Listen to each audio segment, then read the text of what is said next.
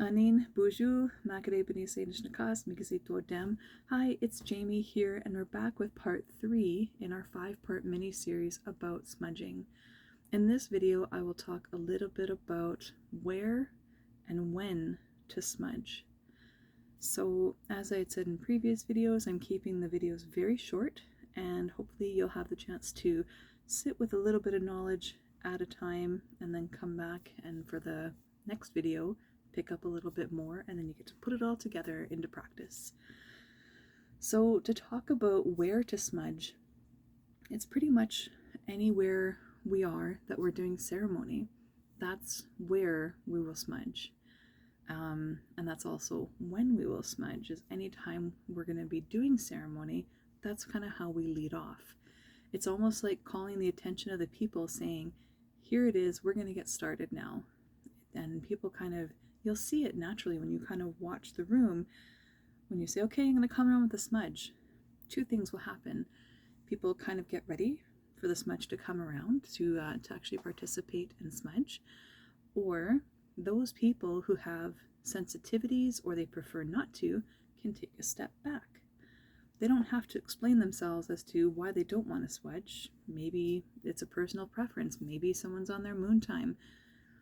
Regardless as to the reason why, you'll kind of notice that that's actually what happens, is those people who want to smudge will kind of step forward almost and be ready to go, and those who choose not to or do not want to participate almost kind of take a step back. And then it's important to consider those with allergies and or sensitivities. If you're in an enclosed space, maybe, I know there's some buildings that have a particular room that has a specific fan installed, extra ventilation, so that you can go ahead and smudge as you normally would, and you just turn on this fan beforehand and it creates a bit of a vacuum, so that those people who don't necessarily have the chance to say no or to move away, that it doesn't affect them adversely. At least usually it doesn't.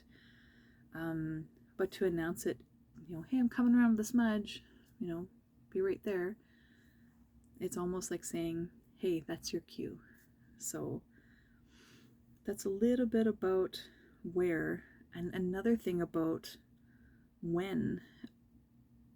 Anytime you're having a hard time, or when you want to clear the energy around you, or you want to organize your thoughts, maybe you're writing a grant and you're like, oh, I gotta smudge these hands, I really want to do good work with them.